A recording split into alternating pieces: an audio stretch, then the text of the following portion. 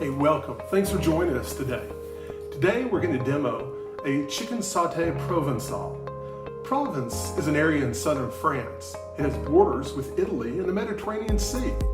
The cuisine is simple, focusing on preserving the taste and texture of seasonal fresh ingredients like tomatoes, garlic, saffron, peppers, anchovies, olives, and wild herbs. The cuisine is Mediterranean and familiar. La cuisine de grand-mère, the cuisine of grandmother. Sit back and enjoy. All right, first of all, we're going to get together our mise en place. And that's just putting everything in its place or getting everything together.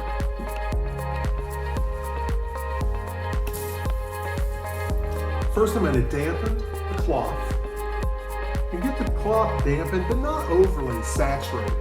And I'm going to lay that on the counter. I'm going to put the cutting board on top of it because that helps the cutting board stay into place as you're chopping.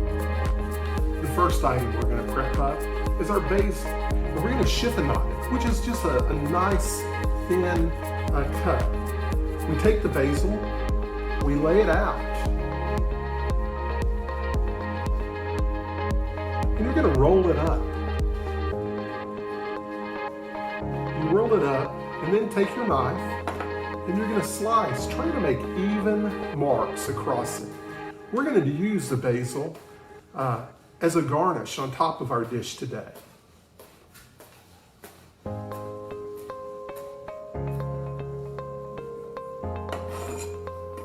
The next item we're going to do is we're going to mince the garlic. Take the garlic clove, we're going to pound it down. Just to release the outside husk on it.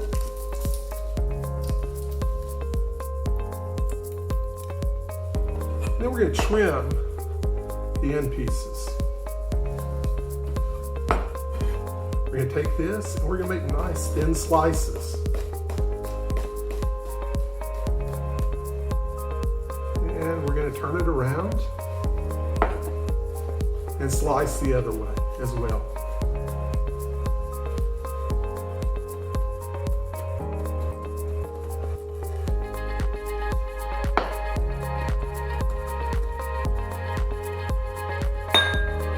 And that's how we're followed by our next item, which is the Kalamata olives. We're going to do a julienne cut on this.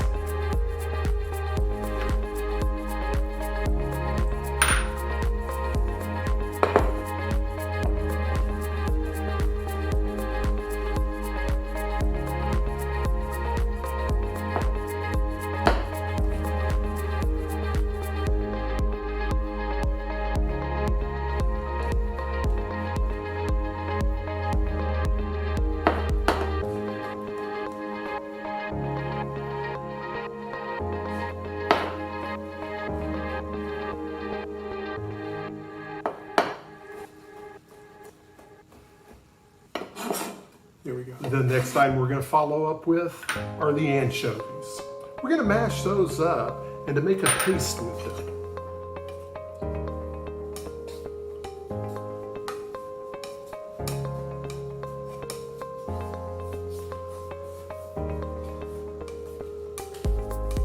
It doesn't have to be exact. We just want the fillets broken up. And so the flavors will be dispersed throughout the dish.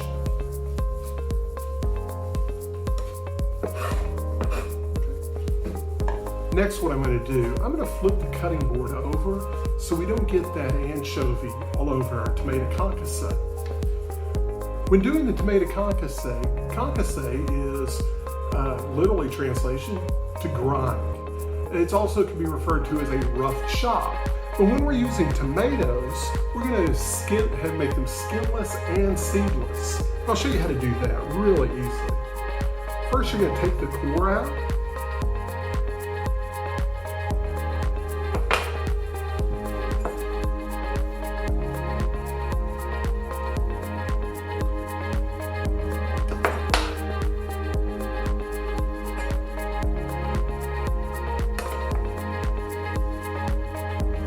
And then you're just going to make a cross on top of the tomato.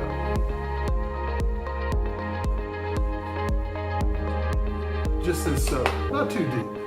The next step you're going to do on the tomato concasse is the tomatoes that you cored and scored on the outside, you're going to drop them in simmering water for about 30 seconds.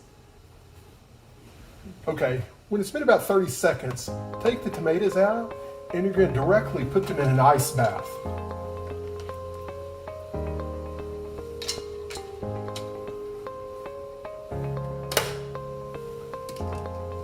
The reason we put the tomatoes in the ice bath, it was to shock the tomatoes and stop them from continuing to cook, but also help open up and remove the skins. So we take them out of the ice bath and just take the outside of the tomato, the peel, right off of it.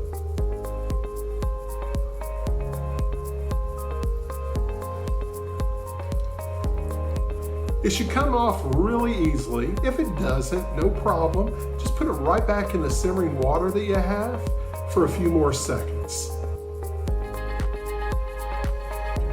Next thing we're going to do is we're going to cut the tomato in half.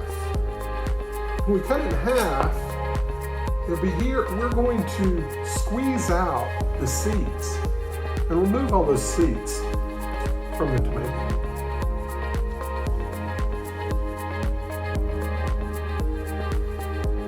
Our goal is to have a skinless, seedless tomato.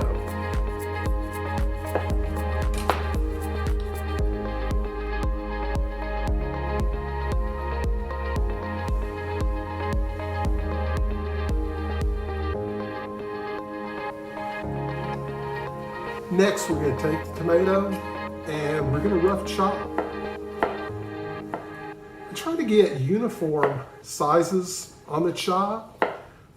It just makes for a better presentation when you're plating the item, but it also helps to be able to cook the item or any item evenly.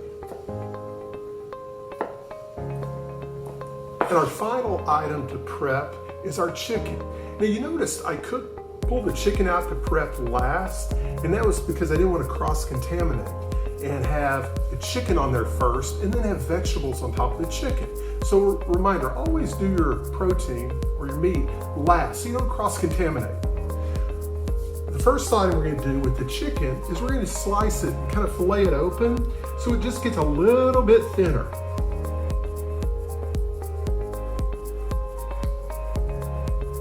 Just like that.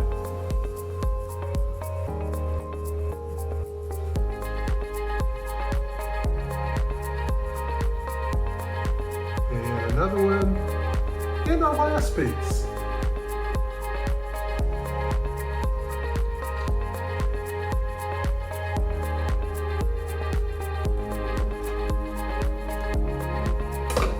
Our next step in prepping the chicken up, we're going to pound it out. And you can just pound it this way, but it tends to splatter everything.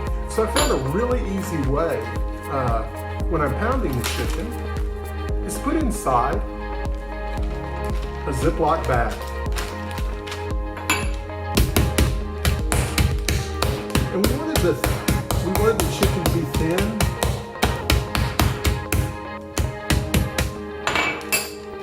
And it makes it really easy that way.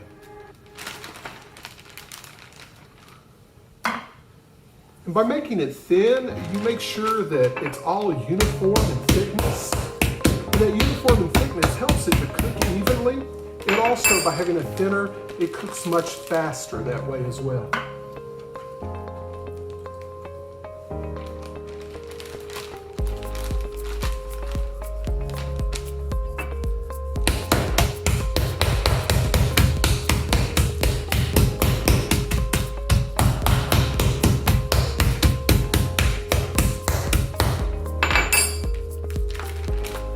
And there we have it. We're ready now to put the dish together. Now that we have our mise en place together, flour, chicken, salt, pepper, the anchovies, the Kalamata olives, garlic, butter, tomato concasse, a chiffonade of basil, and our deglazing liquid. Once we have all that together, now it's time to cook. The next thing, we're gonna cook the chicken. But first of all, we need to get our pan on the stove. We'll add the olive oil to it. But the most important thing with that is we want to make sure the pan gets hot before we do any cooking. It prevents the meat from sticking. It also releases the pan. A little bit of salt and pepper on our chicken.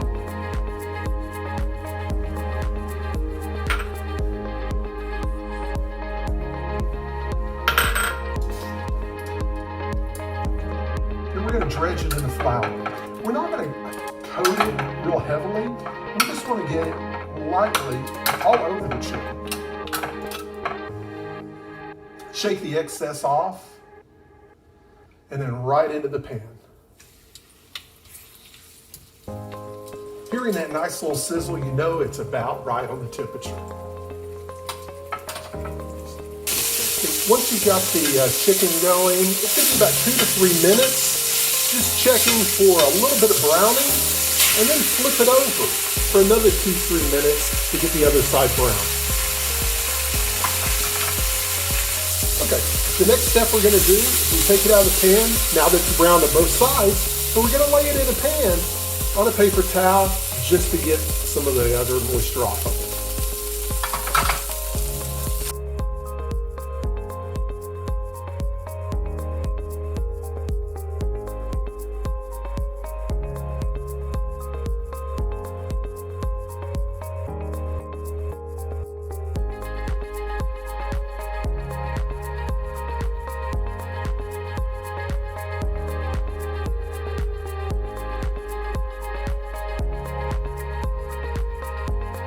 All right, the next step, after the chicken's done and it's resting, I poured off any of the excess liquid there. Now, we're going to add our butter to the pan.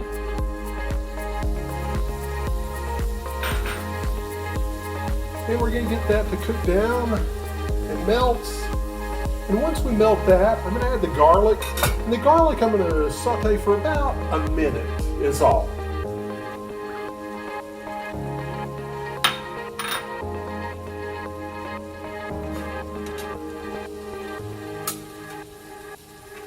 I'm going to take out the excess of butter. Okay, in goes the garlic. You want to watch the garlic because you don't want it to brown at all, because then the chicken will taste bitter, and there's nothing worse than a bitter chicken. Now I reduced the heat down to about a medium, from medium high to a medium. The chicken needed to be at a higher heat to get that browning on the outside, and so it was a kind of a high to medium heat. The garlic is more just a medium. As you're watching the garlic all the time, just making sure it doesn't brown at all, but you can even smell it. You can smell the garlic as it cooks and releases its flavor.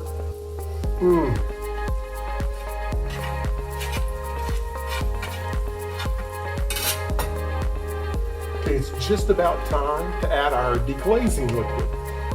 Now you can use a number of things for that. Traditionally it's a white wine, but you can use chicken stock just to get some of the flavors off of the bottom of the pan. We're going to let that cook for just a little bit.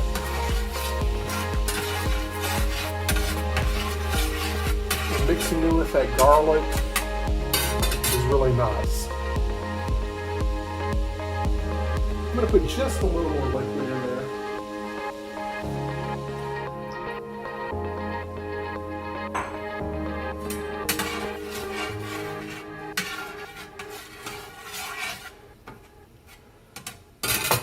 The next step is we're going to add our tomatoes, olives, and anchovies. And once I add those, we're going to have that cook and just simmer together for about 3 minutes.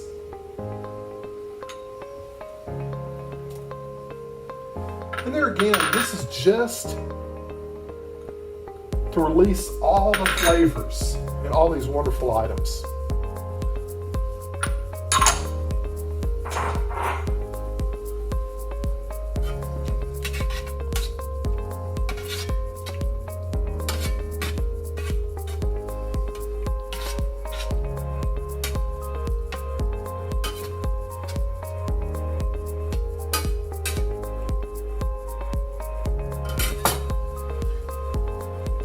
Now that the mixture's been simmering for about 3 minutes, we're going to go ahead and add the chicken back in.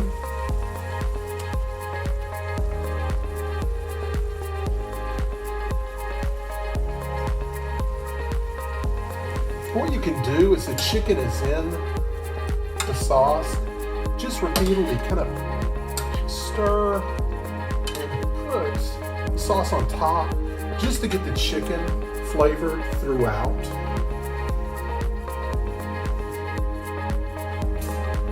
Next, we're going to bring the chicken over here to be plated. I would like to take a little bit of this and put it on the bed of the plate.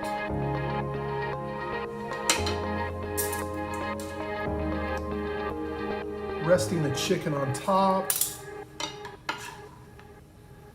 And there again, putting some of the mixture on top, and followed with a basil chiffonade. Smells great, just like Grandma used to make, the cuisine of grandmother. Bon appetit!